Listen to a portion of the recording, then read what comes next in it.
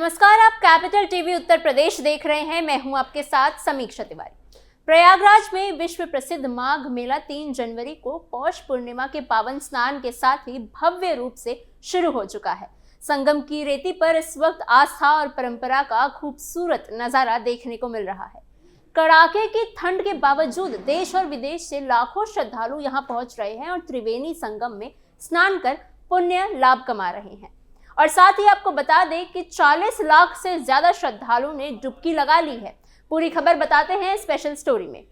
प्रशासनिक आंकड़ों के अनुसार बीती रात 12 बजे से लेकर अब तक 50 लाख से अधिक श्रद्धालु त्रिवेणी संगम में आस्था की डुबकी लगा चुके हैं। ये संख्या लगातार बढ़ती ही जा रही है, जिससे मेला क्षेत्र में हर ओर श्रद्धालुओं की आवाजाही बनी हुई है। देश के अलग अलग राज्यों के साथ विदेशों से आए श्रद्धालु भी इस संगम स्नान में पुण्य लाभ ले रहे हैं। प्रशासन अलर्ट मोड पर, सुरक्षा के पुख्ता इंतजाम। लगातार बढ़ रही भीड़ को देखते हुए प्रशासन पूरी तरह अलर्ट मोड पर है। भीड़ नियंत्रण और यातायात व्यवस्था को सुचारू रूप से बनाए रखने के लिए शहर और माघ मेला क्षेत्र में कई प्रमुख स्थानों पर रूट डायवर्जन लागू किए गए हैं। आम लोगों से अपील की जा रही है कि वो प्रशासन द्वारा जारी दिशा निर्देशों का पालन करें और तय किए गए मार्गों का उपयोग करें। श्रद्धालुओं की सुरक्षा को सर्वोच्च प्राथमिकता देते हुए संगम घाटों पर एनडीआरएफ, जल पुलिस, आरएएफ और स्थानीय पुलिस बल की व्यापक तैनाती की गई है। नावों के माध्यम से जल क्षेत्र में लगातार निगरानी की जा रही है ताकि किसी भी तरह की आपात स्थिति से तुरंत निपटा जा सके। इसके अलावा घाटों पर मेडिकल टीम और एम्बुलेंस भी तैनात है। माघ मेला क्षेत्र की सुरक्षा और निगरानी को और मजबूत करने के लिए 300 से अधिक अत्याधुनिक एआई कैमरास लगाए गए हैं। इन कैमरों की मदद से भीड़ की गतिविधियों पर नजर रखी जा रही है। पूरे मेला क्षेत्र पे निगरानी के लिए 3 हाईटेक सीसीटीवी कंट्रोल रूम्स बनाए गए हैं, जहां 24/7 मॉनिटरिंग की जा रही है। लेकिन इसी प्रयागराज की धरती पर एक बेहद बड़ा सवाल भी खड़ा होता है। ये वही भूमि है जहां कुछ समय पहले महाकुंभ का आयोजन हुआ था। वही महाकुंभ जिसे करोड़ों लोगों ने आस्था का एक प्रतीक माना, तो वहीं महाकुंभ जिसे कुछ राजनीतिक चेहरों ने फालतू जैसे शब्दों से नवाजा।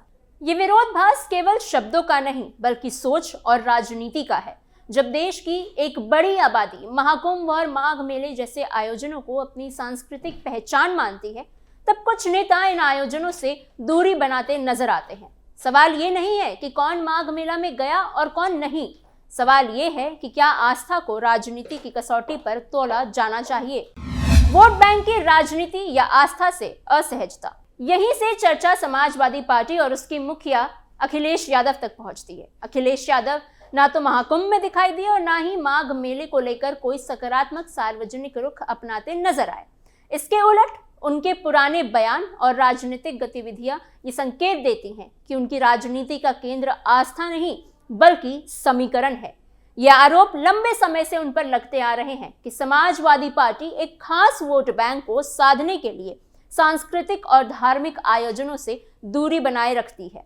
आलोचकों का कहना है कि अखिलेश यादव को लगता है कि इस तरह के आयोजनों का समर्थन करने से उन्हें राजनीतिक नुकसान पहुंच सकता है और इसी डर के चलते वह खुलकर सनातन परंपराओं के साथ खड़े नहीं होते। ये वही अखिलेश यादव है जो बिहार चुनाव के दौरान लालू यादव के समर्थन में तो सक्रिय तरीके से पहुंच जाते हैं, लेकिन प्रयागराज में महाकुंभ या माघ मेले में आने से उन्हें डर लगता है। राजनीति में प्राथमिकताएं हर नेता की होती है, लेकिन जब प्राथमिकता वोट बैंक बन जाए तो आस्था को नजरअंदाज कर दिया जाता है। तो सवाल उठना लाजमी है, क्या ये वही समाजवाद है जिसकी बात समाजवादी पार्टी करती है? क्या ये वही समाजवाद है जिसकी बात समाजवादी पार्टी करती है, या केवल सत्ता तक पहुंचने का साधन भर बनकर रह गया है? माघ मेला और महाकुंभ जैसे आयोजन केवल धार्मिक नहीं बल्कि सामाजिक सरसत्ता के भी प्रतीक है। यहाँ जाति, वर्ग, भाषा, क्षेत्र की सीमाएं टूट जाती हैं। अमीर, गरीब, शहरी, ग्रामीण सभी एक साथ संगम में डुबकी लगाते हैं। ऐसे में जब कोई राजनीतिक दल या नेता इन आयोजनों को हल्के में लेता है या इनसे दूरी बनाता है, तो ये संदेश जाता है कि वो इस सामाजिक एकता से खुद को अलग कर रहा है। आलोचकों का कहना है कि समाजवादी पार्टी की राजनीति इसी अलगाव पर आधारित है, जहां एक वर्ग को खुश करने के लिए दूसरे वर्ग की भावनाओं को नजरअंदाज कर दिया जाता है। एसआईआर यानी स्पेशल इंटेंसिव रिवीजन का मुद्दा भी इसी राजनीति से जुड़ा हुआ बताया जाता है। समाजवादी पार्टी द्वारा एसआईआर का विरोध करने को लेकर आरोप लगते रहे हैं कि ये विरोध केवल प्रशासनिक प्रक्रिया का नहीं बल्कि राजनीतिक गणित का भी हिस्सा है। विरोधियों का कहना है कि वोटर लिस्ट की सघन जांच से उन नामों पर असर पड़ सकता है जो अवैध रूप से शामिल हैं और यही डर समाजवादी पार्टी को एसआईआर के खिलाफ खड़ा करता है।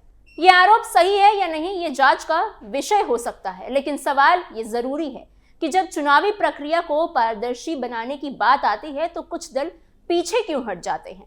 प्रयागराज में माघ मेला जिस तरह से सुचारू रूप से चल रहा है वो ये भी दिखाता है कि मजबूत प्रशासनिक इच्छा शक्ति हो या इतने बड़े आयोजन को सफल बनाया जा सकता है।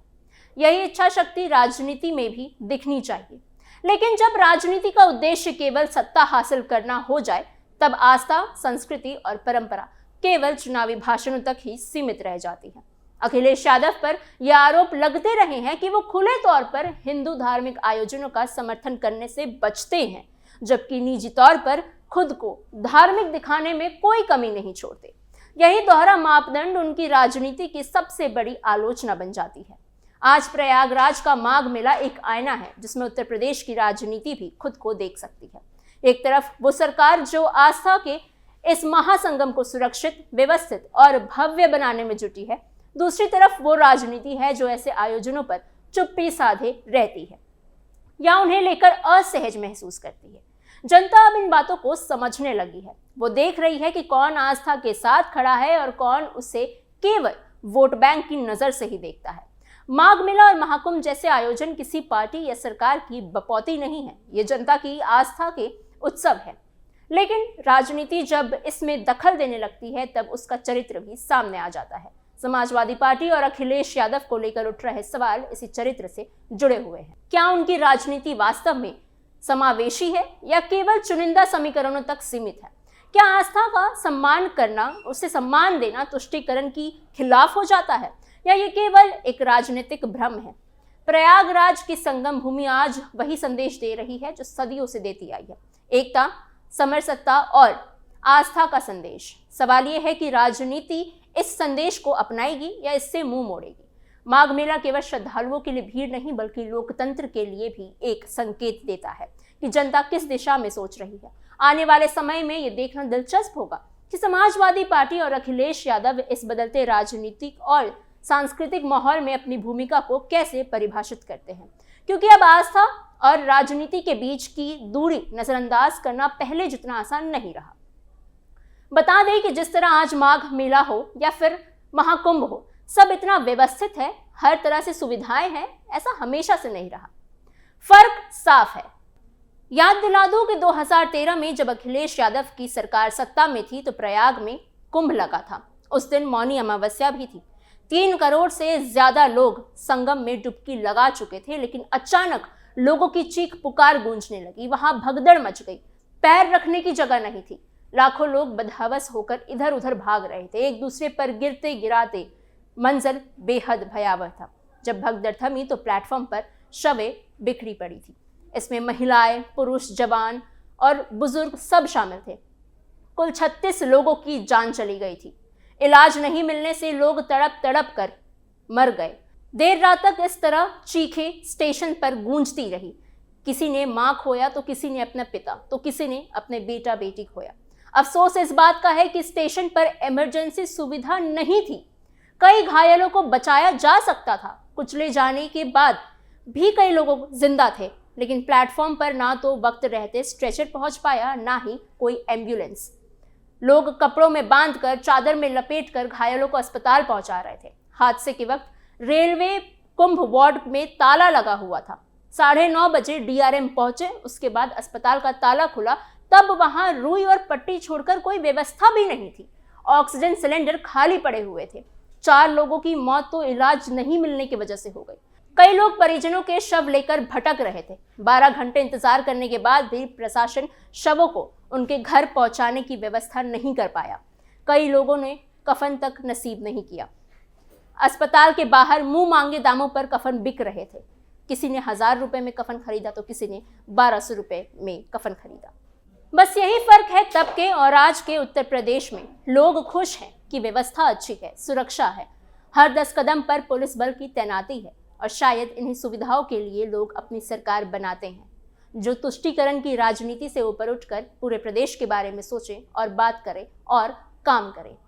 ये खबर आपको कैसी लगी, आपके क्या सोच विचार हैं, हमें कमेंट बॉक्स में जरूर बताइएगा। ऐसे ही और अपडेट्स के लिए बने रहिए कैपिटल टीवी उत्तर प्रदेश के साथ।